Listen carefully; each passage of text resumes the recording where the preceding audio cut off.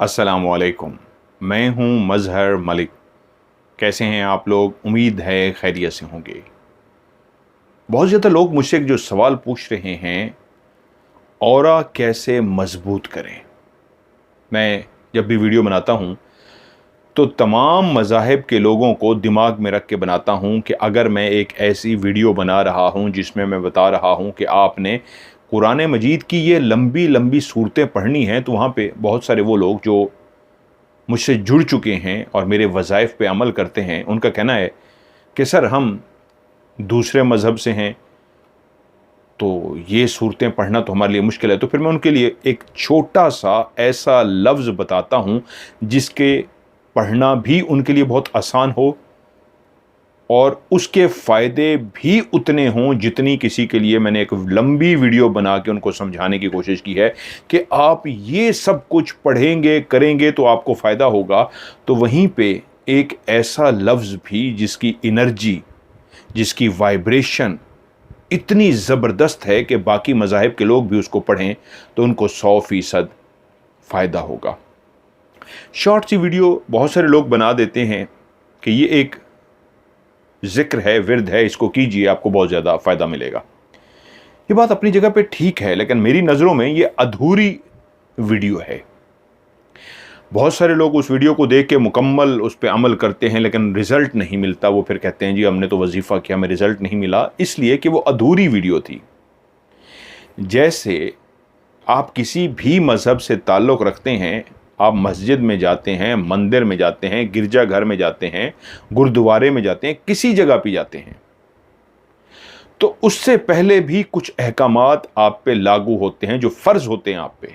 आप गुरुद्वारे में भी जब दाखिल हो रहे होते हैं तो इस अंदाज में पाँव के अंदर, पानी के अंदर आप पाँव रखते हैं कि आपके पाँव के नीचे कोई भी मट्टी हो तो वो उस पानी के अंदर डबोने से आपके पाँव बिल्कुल साफ़ हो जाएं। साफ़ पाँव के साथ आप गुरुद्वारे में दाखिल होते हैं। तमाम मज़ाहिब में आप मस्जिद में जाते हैं तो पहले आप वज़ू करते हैं। तो हर मज़हब आपको मस्जिद में, मंदिर में, गिरजाघर में, गुरुद्वारे में कहीं पे भी दाखिल होने से पहले एक तलकीन की जाती है कि अपने आप को वज़ू कीजिए, पाक साफ कीजिए। इसी तरह वजीफ़ा करने के लिए भी चंद शराइत हैं जो पहले भी हैं और उसके बाद भी हैं। जैसे कि मैं एक नमाज की मिसाल दूंगा। आपने नमाज पढ़ी है तो उससे पहले तो आपने वज़ू कर लिया, वज़ू करने के बाद आपने नमाज पढ़ी। तो क्या नमाज पढ़ने के बाद भी कुछ आप पे फ़राइज़ हैं? जी बिल्कुल हैं। सबसे अहम फ़राइज़ तो हैं ही वही जो नमाज से पहले और नमाज के बाद आप पे लागू होते हैं। एक शख्स सारा दिन झूठ बोलता है, चोरी करता है, गुनाह करता है, ज़िना करता है, हर वो गुनाह करता है जिसकी सख्ती से मुमानियत की गई है, जिससे रोका गया है, और वो इन तमाम बुराइयों को करने के बाद जब अपने दीन के अल्लाह को, परमात्मा को, खुदावंद को राज़ी करने के लिए उसके आगे सजदा करता है तो क्या लगता है वो अल्लाह, वो परमात्मा, खुदावंद उससे राज़ी हो जाएगा? उस सजदे के लिए अल्लाह बैठा है जो इंसानों का दिल दुखा के आया है, इंसानों को रुला के आया है, इंसानों के साथ दो नंबरी करके आया है, इंसानों के साथ चोरी करके आया है, धोखाधड़ी करके आया है, किसी का कर्ज खा के बैठ गया है, कुछ भी उसने बुरा किया है, और वहां पे आके अल्लाह को कह रहा है देख अल्लाह मैं तुझसे कितना डरता हूं, ऐ खुदावंद देख मैं तुझसे कितना डरता हूं, ऐ परमात्मा तुझसे कितना डरता हूं कि तेरे आगे सजदा कर रहा हूं। इसको कहते हैं लोगों से तो झूठ बोला, आप अल्लाह के आगे भी नऊज़ुबिल्लाह झूठ बोल रहे हैं, खुदावंद के आगे, परमात्मा के आगे भी झूठ बोल रहे हैं। सजदा करना या भगवान के आगे, परमात्मा के आगे ऐसे हाथ बांधना, इसका मतलब क्या है? क्या है परमात्मा, मैं तुझसे डर के, तुझसे खौफज़दा होके, मैं तेरी रहमत चाहता हूँ, तेरी मोहब्बत चाहता हूँ और तेरे आगे आजिज़ी इनकिसारी से हाथ जोड़ के कह रहा हूँ कि मुझे और हिदायत दे, मेरे काम कर। इसका मतलब ये है कि आप उसके आगे गए इसलिए हैं उसको राज़ी करना है।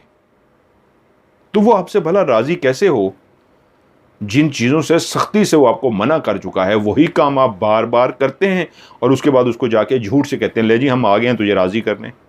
उसकी पहली और आखिरी शर्त क्या है? नाम जो भी आप उसका रखेंगे, आप परमात्मा कहें, आप खुदावंद कहें, आप अल्लाह कहें, है वही सबका मालिक।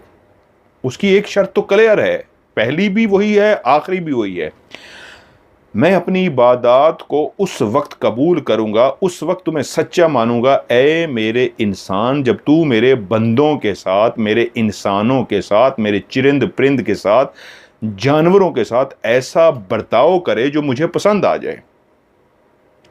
ऐसी मोहब्बत का बर्ताव सिर्फ इंसान नहीं, चिरिंद परिंद, हैवान, हशरात, तमाम मखलूकात के साथ एक ऐसा अमल आप करें, मोहब्बत का अमल करें। और उसके बाद जब आप अल्लाह के सामने सजदा दें, भगवान के आगे आप हाथ जोड़ें, तो उसको पता है कि इस मेरे बंदी ने या मेरे बंदे ने तमाम अहकामात पूरे किए हैं, अब मेरे आगे ये सजदा करने के लिए आया है, तो उसको ऐसी इबादत पसंद है और वो आपसे प्यार भी करता है। कहाँ आप बहाने बना के 100 गुनाह करके कहें जी मजबूरी है, और उसके बाद उसके आगे झुकेंगे तो वो सजदा कबूल नहीं होगा। इसी तरह वजीफे का भी ताल्लुक है। मैंने एक्सप्लेन करने के लिए इतनी लंबी बात क्यों की, क्यों आपको वजीफों का रिजल्ट नहीं मिलता।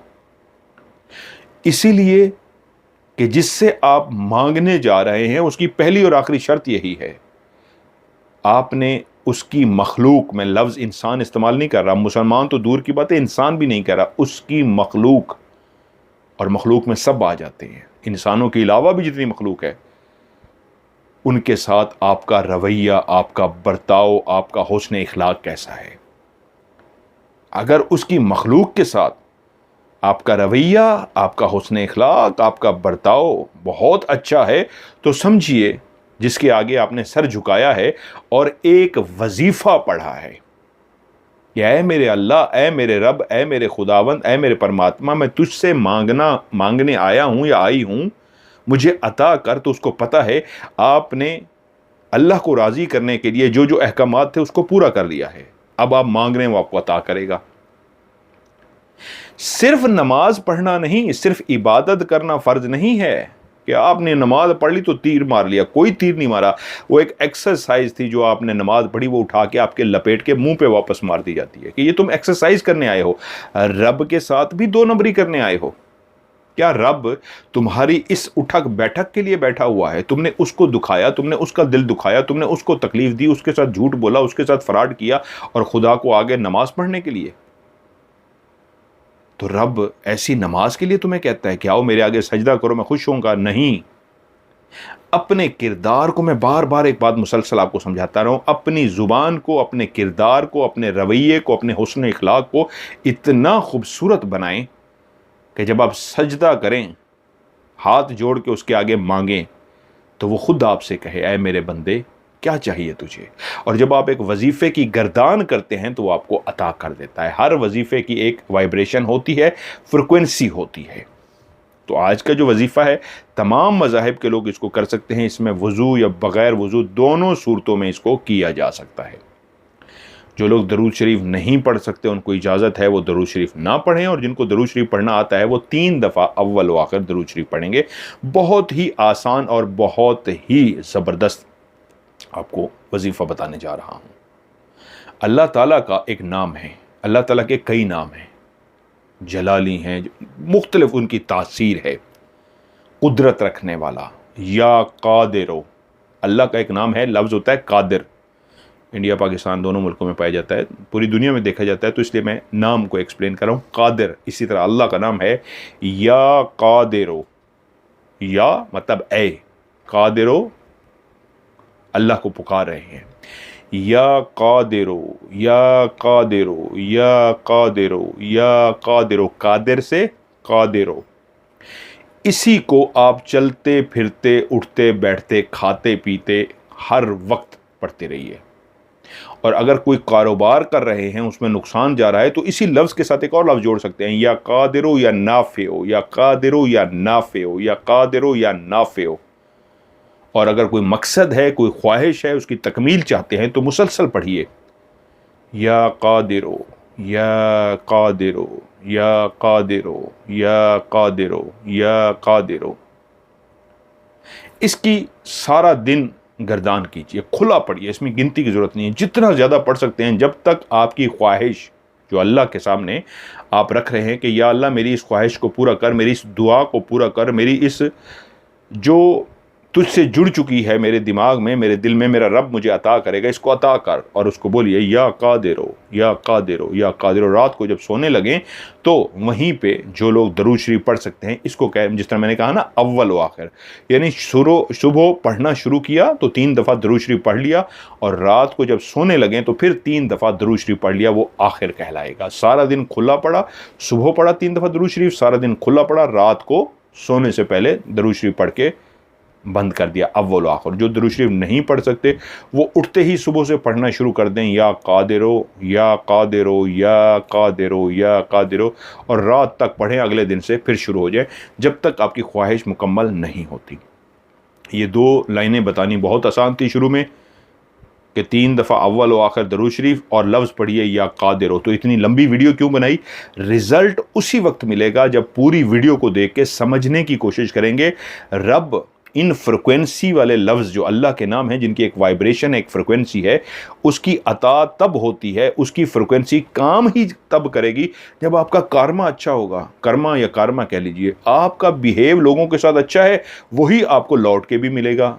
तो आपका कर्मा अच्छा नहीं है, कर्मा अच्छा नहीं है, और आप वजीफे पे वजीफ़ा किए जा रहे हैं, कैसे मिलेगा? नहीं मिलेगा। फिर क्या आता है? लॉ ऑफ वाइब्रेशन भी है कि आप किस फ्रिक्वेंसी पे हैं। सारा दिन गुनाहों में डूबे हैं या एक अच्छी फ्रिक्वेंसी पे हैं, और आपके इर्द गिर्द कौन लोग हैं? क्योंकि मैंने पहले बताया हुआ है, जिस फ्रिक्वेंसी पे आप होंगे, उसी शख्सियत के लोग भी आपके दोस्त होंगे। बुरी सोहबत के आप मालिक हैं, आपके दोस्त भी आपको बुरे ही मिलेंगे। नेक सोहबत के, अच्छी तबीयत के मालिक हैं, अच्छी फितरत के मालिक हैं, आपके दोस्त भी वही बनेंगे जो आपकी तरह अच्छी फितरत के मालिक होंगे। Law of vibration. Law of energy भी काउंट करती है कि आप कौन सी इस कायनात के अंदर फैली हुई एनर्जी को पिक कर रहे हैं, नेगेटिव को या पॉजिटिव। गालियां निकाल रहे हैं, नेगेटिव एनर्जी को पिक कर रहे हैं। दुआएं दे रहे हैं, पॉजिटिव एनर्जी को पिक कर रहे हैं। उसने इखलाक कर रहे हैं, पॉजिटिव एनर्जी को पिक कर रहे हैं। तो ये भी आप पे डिपेंड करता है किस एनर्जी को आप पिक करें। ये सारी चीजें काउंट होती हैं। लॉ ऑफ कार्मा है, लॉ ऑफ एनर्जी है, लॉ ऑफ अट्रैक्शन सबसे अहम है। सोचते क्या है? मायूस हैं, नाउमीदे हैं। नाउमीद हैं, मायूस हैं, तो फिर आप मांग क्यों रहे हैं? तो आपको तो पहले से पता है आपको नहीं मिलना, तो फिर मांग क्यों रहे हैं? मिलता उन्हीं को हमेशा आता, उन्हीं को होती है जिनको यकीन आ जाता है, हाँ मुझे मिल रहा है, मिलेगा, 100% मिलेगा, उनको मिल जाएगा। इसी को कहते हैं लॉ ऑफ अट्रैक्शन। जो सोचोगे वही मिलेगा। तो जब आप यकीन कामिल ही नहीं बना रहे, कि आपको यकीन ही नहीं है, कि पता नहीं मिलता है या नहीं, ये तो नेगेटिव है, नहीं मिलेगा। मुझे यकीन है इस वजीफे के पढ़ने से मुझे 100% रिजल्ट मिलेगा। हम कहते हैं ना जी, कि ऐसी जादू की किताब मेरे हत्थे चढ़ी है, बहुत पुरानी है, मेरे दादा की थी, उसका सफ़ा सफ़ा बताता है कि हाथ लगाओ तो कागज़ फटना शुरू हो जाता है, इतनी पुरानी है, मैं उस पर अमल करूंगा तो 100% हो जाएगा। उस किताब का तो मुझे नहीं पता अमल होगा या नहीं, लेकिन आपने सोच ये बना ली है कि ये ऑथेंटिक बुक है, इसका अमल मैं करूंगा तो 100% मिलेगा, तो आपका हो जाएगा। आपका यकीन कामिल है, आप लॉ ऑफ अट्रैक्शन पे चल रहे हैं, पहले से आपको यकीन है मेरा काम हो जाएगा। तो इसी तरह जब हम कहते हैं ना, मेरे सर में दर्द है, फलां वाली मैं गोली खाऊंगा तो ठीक हो जाऊंगा, तो पहले से यकीन है आपको वही गोली ही इलाज करेगी। उससे बेहतर भी आपको दे दी जाएगी, नहीं यार इससे मुझे आराम नहीं आता। ये दिमाग की गेम है सारी। इसी को कहते हैं यकीन कामिल। जिस चीज़ पे आपको बिलीव है कि इससे ठीक होगा तो उसी से ही ठीक होगा। तो जब ये यकीन है मुझे इस वजीफे से ही मिलेगा, तभी उस वजीफे को पढ़िएगा। और अगर डामाडोल है, ये नहीं पता कि इस वजीफे से मिलता है या नहीं मिलता, ये सोच है, फिर नहीं मिलेगा। तो मैं इसके ऊपर कंप्लीट एक वीडियो बना चुका हूं, हर दफा समझाता हूं। ऑरा मजबूत करना है, कैसे मजबूत होगा? Law of attraction, law of vibration, law of energy, law of Karma, law of oneness, law of cause and effect. ये सारी चीजें काउंट करती हैं। आपका बिहेव क्या है, आपकी नेचर क्या है, आपका ऑरा क्या है, आप कितने पॉजिटिव हैं, आपकी जिस्म से, आपकी बॉडी से, आपकी नेचर से, आपकी शख्सियत से, आपके बोलने से कैसी वाइब्रेशन निकल रही है। अल्फा स्टेट ऑफ माइंड में जाके सोचते क्या हैं, नेगेटिव या पॉजिटिव, ये सारी चीज़ें काउंट करती हैं। कितनी मेडिटेशन करते हैं हम, कितनी मैनिफेस्टेशन करते हैं, कितना मुराकबा करते हैं, कितना आपको यकीन कामिल है। और सब चीज़ें जो आपकी तबाह कर देती है वो है ओवर थिंकिंग। बैठ के मुसलसल सोचते रहना, ज़्यादा से ज़्यादा सोचना। कितना ओवर थिंकिंग करते हैं, तो ओवर थिंकिंग आपकी सब चीज़ों को बर्बाद कर देती है। कुछ भी आपको ज़िंदगी नहीं मिलता, क्योंकि ओवर थिंकिंग जो भी करते हैं वो नेगेटिव सोचते हैं, और नेगेटिव सोचना ही आपकी बर्बादी का बायस बनता है। आखिरी बात, आपकी ज़िंदगी में अगर आपका कुछ नसीब है जो पहले से लिखा गया है, वो सिर्फ 10 से 15% है। जी हां, आपका नसीब अगर लिखा गया है तो वो टोटल 10 से 15% है। 80 to 85%, 80 से 85% जो जिंदगी में हमें मिलता है वो हमारी जहन की वजह से हमें मिलता है, हमारी अपनी ख्वाहिशात की वजह से, सोचने की वजह से, बिहेव की वजह से मिलता है। यानी हम जो आज तक समझते रहे हैं कि जो कुछ भी हमारे साथ हो रहा है वो नसीब का लिखा है, ऐसा नहीं है। 80 से 85%, 80 to 85% वही है जो आप करते हैं, आप चाहते हैं। 10 से 15% सिर्फ आपका नसीब है। और ये भी आखिरी बात, वो जो 80 से 85%, 80 to 85% लोग अपनी आने वाले वक्त को कंट्रोल कर लेते हैं अपने दिमाग से, यकीन कामिल से, तो वो जो 10 से 15%, 10 to 15% आपका नसीब लिखा गया है, तो वो जो उन्होंने अपना चेंज किया 80 to 85%, उस चेंजिंग की वजह से उनका नसीब जो 10 से 15% था वो भी तब्दील कर दिया जाता है। कैसी बात है? तो इसका मतलब क्या हुआ, अगर आप जो आपको इख्तियार दिया गया है 80 से 85, 80 to 85%, उसको आपने अपने हाथ में कर लिया, तो जो 10 to 15 आपका नसीब था वो भी आपका बदल जाएगा। तो इसका मतलब है 100% आपका जिंदगी का अगला हर लम्हा आपके अपने हाथ में है। आप पे डिपेंड करता है आप नेगेटिव करते हैं या पॉजिटिव।